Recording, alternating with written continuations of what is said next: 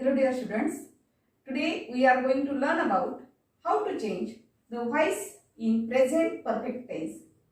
विद्यार्थी मित्रांनो, आज आपण प्रेझेंट परफेक्ट टेन्स मध्ये चेंज वॉइस कसं बनवायचं याविषयी आपण बघूया.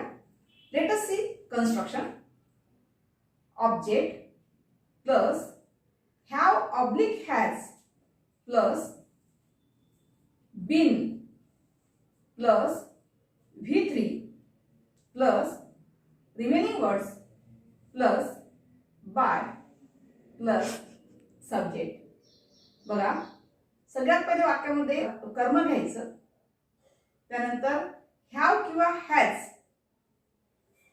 त्यानंतर बीनचा वापर करा प्लस क्रियापदाचे तिसरे रूप जे ऑलरेडी वाक्यामध्ये आलेच असते तेच वाक्यात आपल्याला घ्यायचं असते या वाक्यामध्ये, प्लस रिमेनिंग वर्ड्स ज्याला आपण उर्वरित शब्द किंवा रेस्ट ऑफ सेंटेन्स, त्यानंतर बाय घ्यायचा आणि त्यानंतर दिलेल्या वाक्याचा सब्जेक्ट घ्यायचा असतो.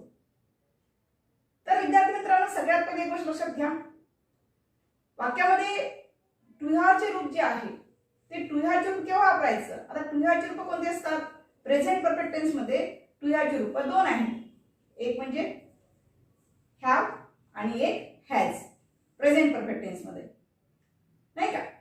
तर त्यामुळे when do you use have, आपण हॅवचा वापर कधी करायचा, हॅव केव्हा वापरायचा आपल्याला, म्हणजे जर पॅसिव्हाइज सब्जेक्ट आय आला असेल, वी आला असेल, दे आला असेल, यू आला असेल, इवन प्लुरल मध्ये आला असेल तर त्यासमोर काय घ्यायचं, तुम्हाला हॅवचा वापर करायचा असतो.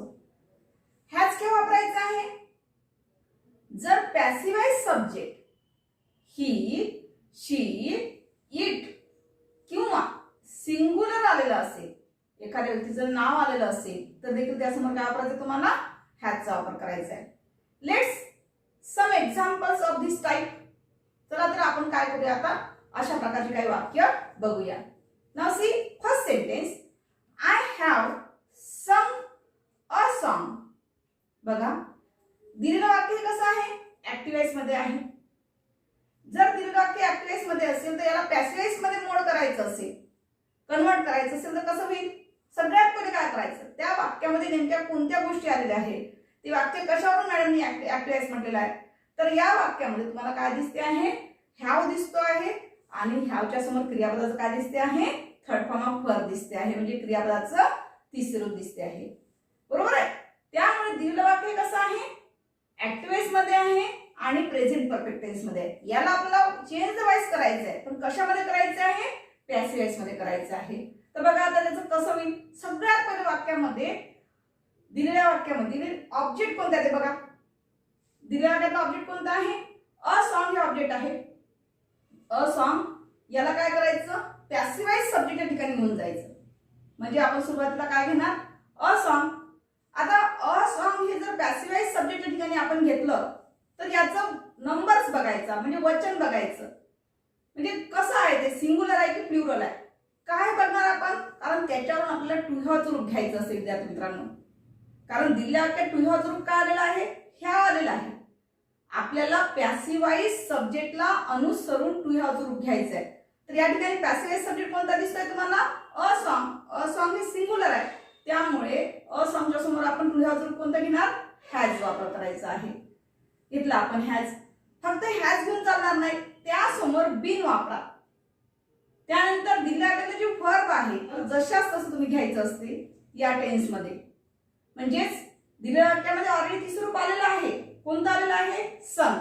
तर आपल्याला व्हाईस करताना सुद्धा तिसऱ्या रूपाचीच गरज असते, ते जशा तसं तुम्हाला काय करायचं, तिसरं रूप घ्यायचं आहे. म्हणजे तुम्ही बीनच्या नंतर काय घेणार, सम. त्यानंतर दिलेल्या वाक्यामध्ये रेस्ट ऑफ सेंटेन्स किंवा रेस्ट ऑफ वर्ड्स दिसत आहेत काय, दिसत आहेत का तुम्हाला रेस्ट ऑफ वर्ड्स, नाही. ज्याला आपण रिमेनिंग वर्ड्स म्हणतो ते काही आहे का, नाही आहे. म्हणून अकॉर्डिंग टू कन्स्ट्रक्शन त्याच्यानुसार आपण काय घेणार आहे, बाय. म्हणून आपण बाय घ्यायचा. दिलेल्या वाक्यामध्ये सब्जेक्ट कोणता दिसतो आहे, आय. या आयची पोझिशन आपल्याला कुठे घेऊन जायचं आहे, ऑब्जेक्ट ठिकाणी, म्हणजे बाय नंतर घेऊन जायचं आहे. म्हणजेच आयचा बदल काय होईल बाय नंतर, मी. बघा त्याचे आन्सर कसं झालेलं आहे तयार, a song has been sung by me. Now next sentence, I have marked out pages for you to memorize. दिलेलं वाक्य हे ऍक्टिव्ह मध्ये आहे. दिलेल्या वाक्यामध्ये जरी मोठेपणा दिसत असेल, साईज मोठी दिसत आहे वाक्याची, मी तुम्हाला त्या ट्रिक्स सांगते, त्या लक्षात ठेवा विद्यार्थी मित्रांनो. सगळ्यात पहिले वाक्यामध्ये कोणतं टू हॅव रूप आलेलं आहे ते बघायचं. त्यानंतर त्या वाक्यातला वर्ब ओळखायचं. या ठिकाणी वर्ब कोणता आहे? मार्क. आणि त्यानंतर दिलेलं जे वाक्य आहे ते आपण ऑब्जेक्ट कोणता आहे ते निवडलं पाहिजे. आता बरेच वेळा काय होते, विद्यार्थी ब्रॅकेटमध्ये जर तुम्हाला त्या ठिकाणी चेंज व्हाईस जर लिहून आलं असेल, तुम्ही विद्यार्थी ऑब्जेक्ट निवडताना चूक करता. याच वाक्यामध्ये बघा, काही विद्यार्थी आउट असं लिहू शकते सुरुवातीला, किंवा काही विद्यार्थी आउट पेजेस असं सुद्धा ऑब्जेक्ट घेऊ शकते, तर काही विद्यार्थी आउट पेजेस फॉर यू असं लिहू शकतात, तर काही विद्यार्थी टू मेमोराइज असं सुद्धा घेऊ शकते. म्हणजे असे अनेक प्रकारचे वेगवेगळे तुम्हाला त्या ठिकाणी उत्तर तुम्हाला तयार केल्या जातील. पण टोटली काय राहील? रॉंग राहील, कारण तुमचा ऑब्जेक्ट निवडताना तुम्ही चुकीच्या पद्धतीने निवडलाय.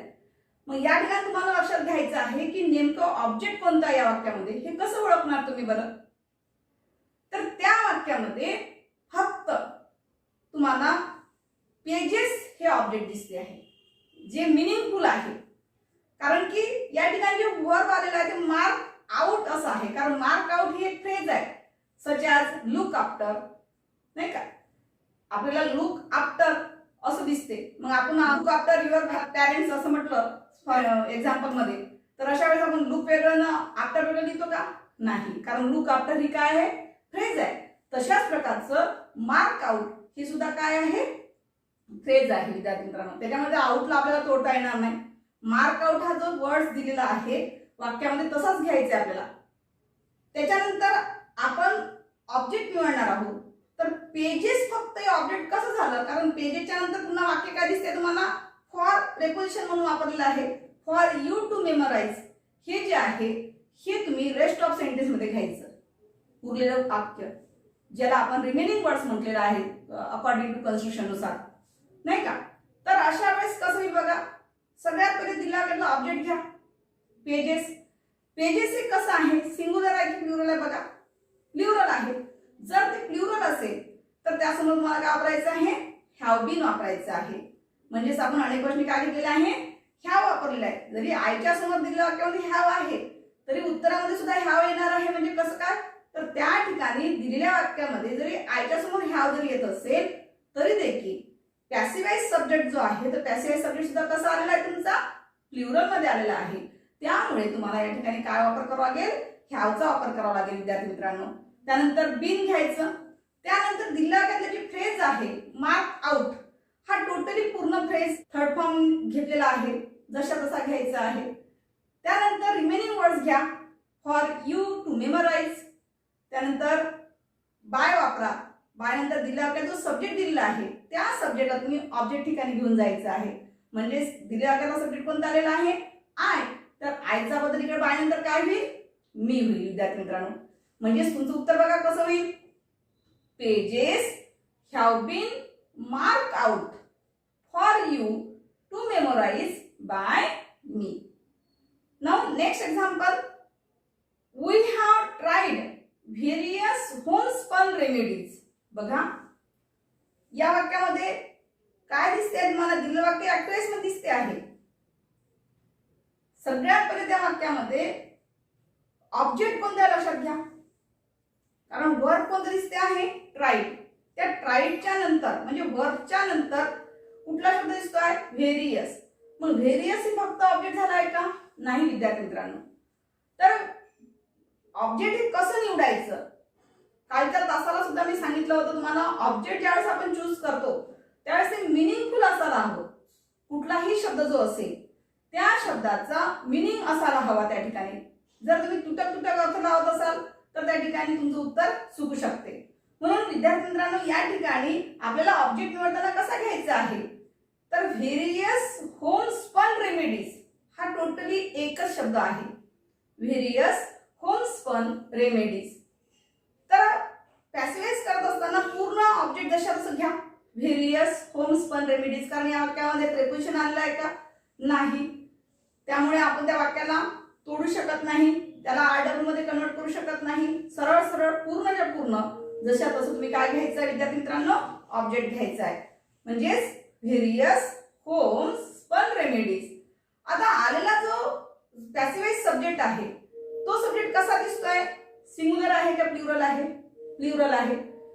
अर्थातच प्लुरल असल्यामुळे त्या ठिकाणी तुम्ही काय घेणार? टू हॅव्स फॉर्म हॅव वापरायचं. त्यानंतर अकॉर्डिंग टू कन्स्ट्रक्शन नुसार बीनचा वापर करा. बीन घेतल्यानंतर तुम्हाला काय घ्यायचं आहे? तिसरं रूप घ्यायचं आहे क्रियापदाचं, जे ऑलरेडी वाक्यात आलेलं असते. कोणतं आलेलं आहे? ट्राईड. ॲज इट इज जशा तसं ट्राईड हा शब्द घ्या. त्यानंतर वाक्यामध्ये आरडब्ल्यू आहे का? नाही आहे. नसेल तर नेक्स्ट घ्यायचं, म्हणजे अकॉर्डिंग टू कन्स्ट्रक्शन नुसार आरडब्ल्यूच्या नंतर काय दिसते तुम्हाला? बाय. बाय घेतल्यानंतर दिलेल्या वाक्याचा सब्जेक्ट कोणता आहे? वी. म्हणजे या सब्जेक्टची पोझिशन तुम्हाला ऑब्जेक्ट ठिकाणी करायचं आहे. म्हणजेच काय होईल? वीचा बदल काय होईल विद्यार्थी मित्रांनो? अस. By us. बघा याचा आन्सर कसं होईल? Various homespun remedies have been tried by us. Now next example. Humans have change ecosystems more rapidly. बघा या वाक्यामध्ये तुम्हाला काय दिसते आहे?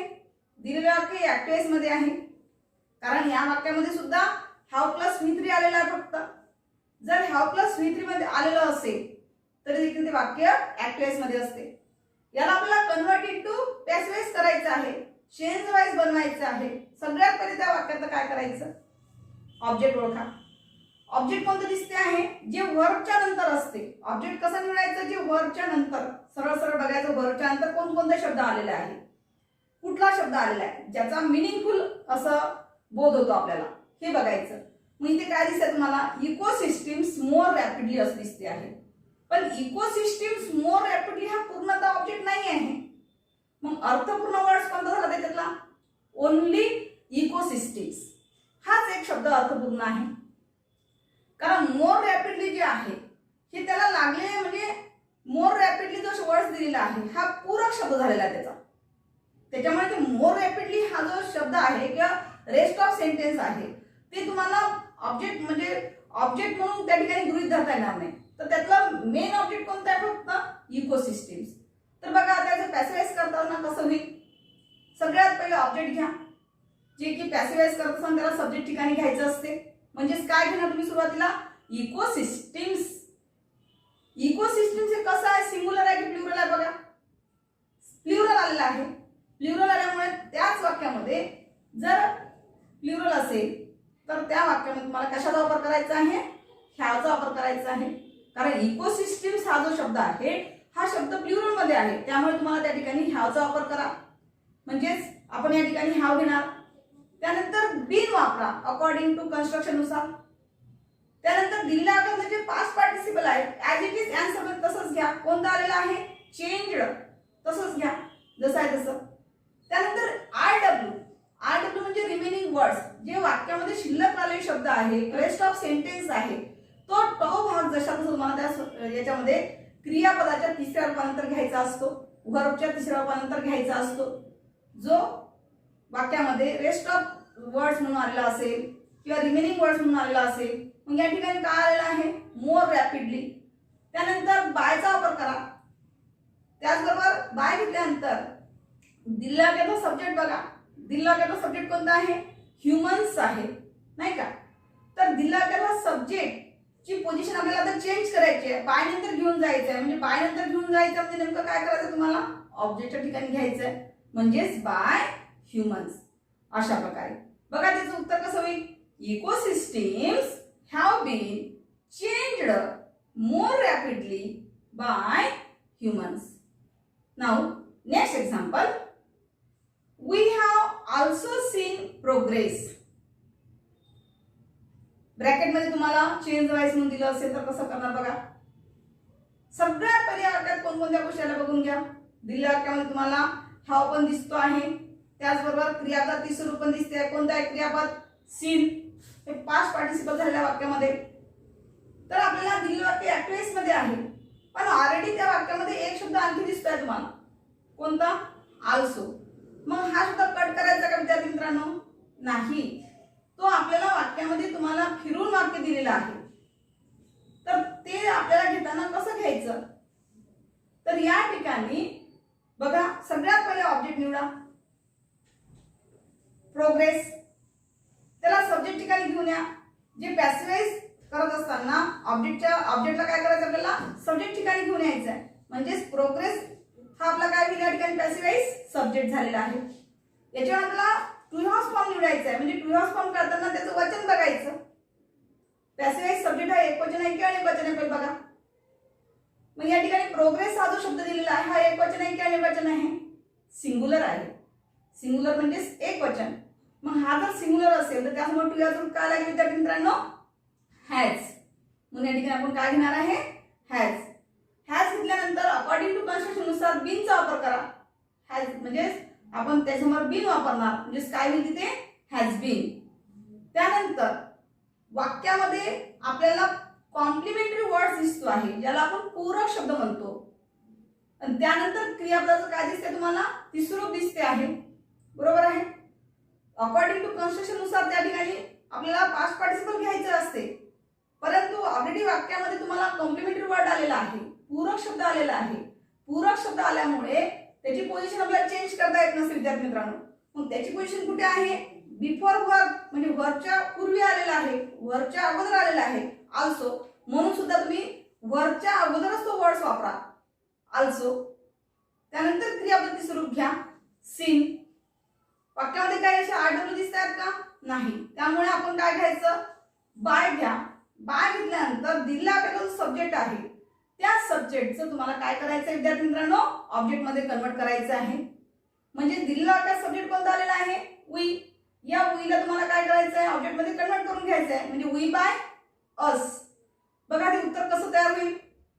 Progress has been also seen by us. In this way, we have learned present perfect tense in voice. अशा प्रकारे आपण विद्यार्थी मित्रांनो आज आपण प्रेझेंट परफेक्ट टेन्सचं चेंज वाईज कशा प्रकारे बनवायचं याविषयी माहिती जाणून घेतलेली आहे.